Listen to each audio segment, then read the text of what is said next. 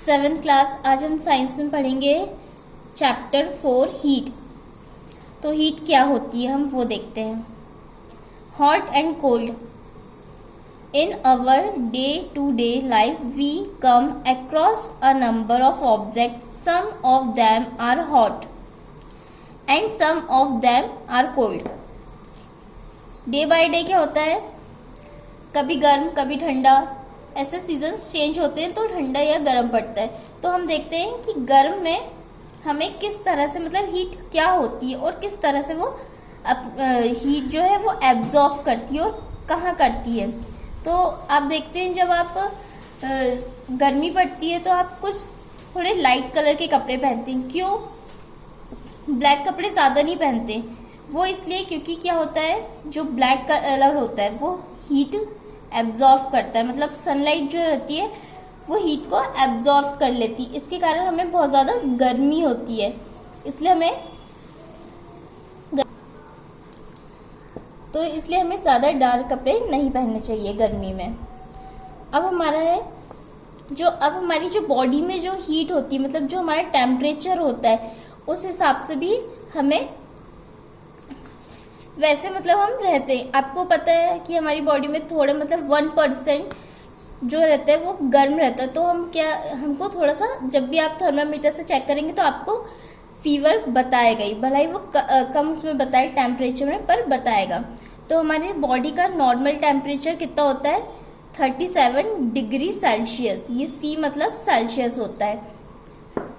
इतना ही टेम्परेचर होता है ह्यूमन बॉडी का, ये चेंज नहीं होता है, इतना ही रहता सबका, चाहे वो मैन हो वुमेन हो या छोटे बच्चे हो या बड़े बच्चे हो।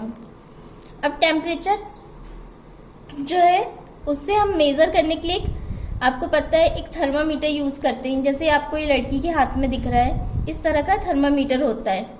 तो उस थर्मामीटर को यूज किस तरह से करते हैं, तो ये दिखे हैं उसके प्रिकॉशंस। पहला है, थर्मामीटर को अच्छे से पहले वॉश करना चाहिए और उसे सेफली यूज करना चाहिए। क्यों? और उसे एंटीसेप्टिक कोई सॉल्यूशन में उसे वॉश करने चाहिए। सेकेंड है, इसका मर्करी लेवल कितना होता है, 35 डिग्री सेल्सियस। फिर थर्ड वाला है, इसमें जो मर्करी होती है वो कैसी होती है, स्ट्रेट लाइन में होती है, मतलब एक लेवल में होती है। आपको दिख रही है, ये इस तरह से होती है। तो इस बीच वाली लाइन ये जो है इस तरह से उसे रीड करा जाता है। ये जो नंबर्स लिखे हुए दिख रहे हैं इस तरह से उसे मेजर करा जाता है।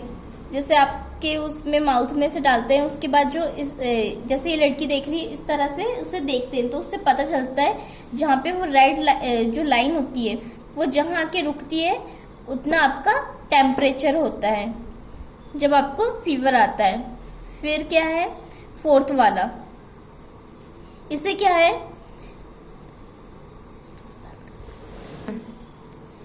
अब फोर्थ वाला पॉइंट है, इसे क्या, थर्मामीटर को हमें अच्छे से प्रिजर्व करके रखना चाहिए सेफली। और लास्ट वाला है, इसे बल्ब के पास मतलब लाइट के पास इसे ना रखें। तो इस तरह का थर्मामीटर होता है। अब अपन ने इसे समझ लिया, आप इसे ड्रॉ करेंगे अपनी कॉपी में। और इसे यूज़ करने के बाद इस तरह के आपने देखा होगा कंटेनर में डाल के इसे वॉश करते हैं। तो वो पानी नहीं रहता, एक सॉल्यूशन रहता है, वो इसलिए इसे एक सॉल्यूशन में इसे वॉश करते हैं। वो इसलिए कि जो आपके जो जर्म्स हैं वो किसी और को न जाएं, इसलिए इसे एक एंटीसेप्टिक सॉल्यूशन में रखा जाता है। और भी टाइप के थर्मामीटर होते हैं, जैसे एक थर्मामीटर ये है। थर्मामीटर एक ही टाइप का नहीं होता, अलग अलग तरह के थर्मामीटर होते हैं। अब हम ये वाला देखते हैं, ट्रांसफर ऑफ हीट। हीट कैसे ट्रांसफर होती है, एक जगह से दूसरी जगह किस तरह से जाती है। आपको ये दिख रहा है, ये 2 ईंटें रखी हैं, इसके बीच में एक रॉड फंसा दिए और यहाँ पे एक कैंडल जला दिए और यहाँ से हीट पास हो रही है। अब ये यहाँ पे गर्म होगा तो ये सिर्फ इतनी जगह गर्म नहीं होगी, ये धीरे धीरे हीट यहाँ तक ही जाएगी और जिसके कारण इतना पूरा एरिया गर्म हो जाएगा। तो इस तरह से हीट पास होती है। अब हम देखते हैं ये वाला, conductor of heat by different materials. आपको दिख रहा है ये कंटेनर है, इसमें पानी डाल दिए हैं और इसमें स्केल, पेंसिल, रबर, चम्मच और एक तो इस तरह से इसमें हमने ये इसे रख दिया। अब इसमें हम एक वायर डालेंगे और इलेक्ट्रिसिटी पास करेंगे। तो क्या होगा, इसमें जो करंट पास होगा वो काय में लगेगा, ये चिमटा जो है इसमें लगेगा, ये जो चम्मच है इसमें हमको करंट लगेगा, पर पेंसिल और स्केल में नहीं लगेगा। क्यों नहीं लगेगा? इसके दो कारण होते हैं। पहला होता है गुड कंडक्टर और दूसरा होता है बैड कंडक्टर, पर हम इसे कंडक्टर्स और एक को इंसुलेटर्स बोलते हैं। तो कंडक्टर होता क्या है? The materials which allow heat to pass through them easily are conductor. मतलब जिस चीज में हीट इजली पास हो जाती है, मतलब ये स्टील का है तो इसमें इलेक्ट्रिसिटी चली जाएगी, तो हम इसे छुएंगे तो हमको करंट लगेगा, फिर इसे हम कहते हैं कंडक्टर। अब दूसरा है the materials which do not allow heat to pass through them easily are poor conductors of heat such as plastic and wood। तो ये क्या होता है, इसे हम कहते हैं इंसुलेटर। मतलब प्लास्टिक और वुड, मतलब लकड़ी और प्लास्टिक की चीजों में इलेक्ट्रिसिटी पास नहीं होती। जैसे कि हमने ये डाला था तो इसमें हमें चम्मच में करंट लग रहा था, पर इसमें पेंसिल में और इसमें स्केल में नहीं लग रहा था। क्यों? क्योंकि ये लकड़ी की है और ये प्लास्टिक का है, इसलिए इसमें इलेक्ट्रिसिटी पास नहीं हुई। तो ये इंसुलेटर। अब ये है कन्वेक्शन। क्या होता है ये आपको फ्लेम दिख रहा है, यहाँ पे एक स्टैंड रखा हुआ है और ऊपर एक फ्लास्क रखा हुआ है। तो ये जो होता है ये कांच का होता है, पर ये काय का बना हुआ होता है? कैल्शियम कार्बोनेट का बना होता है। तो जब हम इसमें वाटर डालेंगे और नीचे से हीट पास करेंगे तो क्या होता है, ये धीरे धीरे गर्म होता है, पर ये बहुत धीरे धीरे गर्म होता है और सिर्फ इतना गर्म होता है जो अंदर का वाटर है सिर्फ वही गर्म होगा। ये पूरा जो ये फ्लास्क है ये पूरा गर्म नहीं होगा। आप इसे इजिली यहाँ से उठा के रख सकते हैं। क्यों? क्योंकि ये कैल्शियम कार्बोनेट का बना होता है। इस प्रोसेस को हम कहते हैं कन्वेक्शन। अब आप देख रहे हो transfer of heat bye convection in air. Air के थ्रू जो इलेक्ट्रिसिटी पास होती है वो किस तरह से होती है? आपने यहाँ पे एक कैंडल जला के रखा और उसके ऊपर आप हाथ रखोगे तो क्या होता है, ये हीट जो है यहाँ पे आपके हाथ में धीरे धीरे जाके पहुंचती है। पहले आपको हल्का सा एहसास होता है, फिर आपको बहुत ज्यादा होता है, तो अब आप यहाँ से हाथ हटा लेते हैं। तो इस तरह से हीट इसमें पास होती है। अब हम पढ़ते हैं रेडिएशन। रेडिएशन क्या होता है? The sun the heat comes to us by another process known as radiation.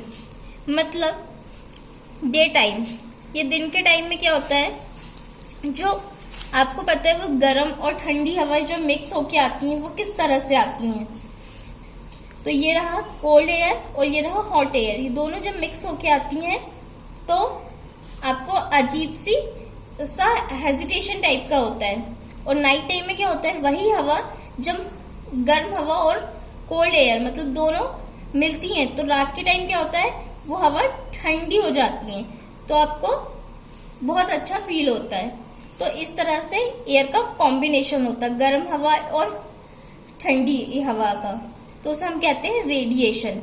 वो किसके कारण होता है? रेडिएशन के कारण होता है। और जब वेदर चेंज होता है खास करके ये उसमें होता है, जैसे कि गर्मियों के टाइम में ज्यादा होता है कि गर्म हवाएं चलती हैं और रात में वही हवा ठंडी लगती है। तो लेसन खत्म होता है।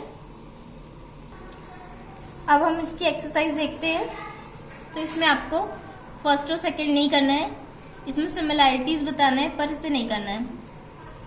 थर्ड से देखते हैं, फिल इन द ब्लैंक्स। तो पहले में क्या आएगा? टेम्परेचर, सेकंड में आएगा सिनिकल थर्मामीटर और थर्ड में आएगा सेल्सियस, फोर्थ में आएगा रेडिएशन, फिफ्थ में आएगा कंडक्शन और लास्ट में आएगा डार्क। अब हम देखते हैं इसकी मैचिंग है। फर्स्ट में आएगा नाइट, सेकंड में आएगा डे, थर्ड में आएगा विंटर और फोर्थ आएगा समर। अब आपको 5, 6, 7 दोनों नहीं करने हैं। अब हम आते हैं चूज द करेक्ट ऑप्शंस में।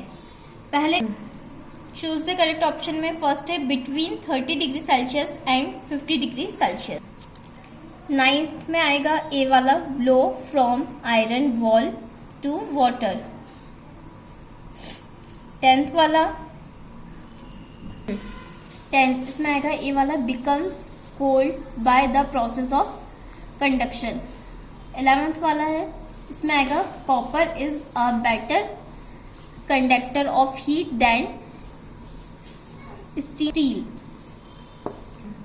अब हम इसके क्वेश्चंस देखते हैं। एक्सरसाइज से कोई क्वेश्चन नहीं करना है, एक्स्ट्रा ही करना है। तो पहला क्वेश्चन आएगा आपका, draw label diagram of thermometer. इसका डायग्राम आपको पेज नंबर 38 पे मिलेगा। ये रहा थर्मामीटर का डायग्राम। नीचे आप नाम लिखेंगे लैबोरेटरी थर्मामीटर। अब इसे किस तरह से आप बनाएंगे, इसमें बहुत लाइट दिख रहा है, तो इसके नंबर आप कैसे स्टार्ट करेंगे, 0, 1, 2, 3, 4, 5, 6, 7, 8, 9। उसके बाद 9 के बाद 100 और 110। इस तरह से आप इसके नंबर लिखेंगे। क्वेश्चन नंबर 2, डेफिनेशंस लिखने हैं आपको इसके, कंडक्टर के, इंसुलेटर एंड रेडिएशन। तो पहले हम देखते हैं कंडक्टर और इंसुलेटर। इसकी डेफिनेशन पेज नंबर 41 में है। ये रहा, यहां से लेके आपको इंसुलेटर तक के इसे लिखना है।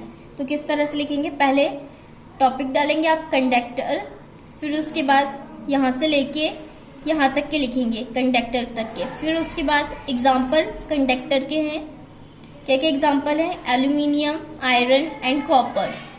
ये रहे कंडक्टर के एग्जाम्पल। अब इंसुलेटर के एग्जाम्पल, यहाँ से पहले उसकी डेफिनेशन लिखना है, दा से लेके यहां तक की, पूरा इंसुलेटर तक के। और इसके एग्जाम्पल ये रहे, प्लास्टिक एंड वुड, ये इसके एग्जाम्पल है इंसुलेटर के। अब हमारा लास्ट है रेडिएशन। इसकी डेफिनेशन पेज नंबर 43 में है।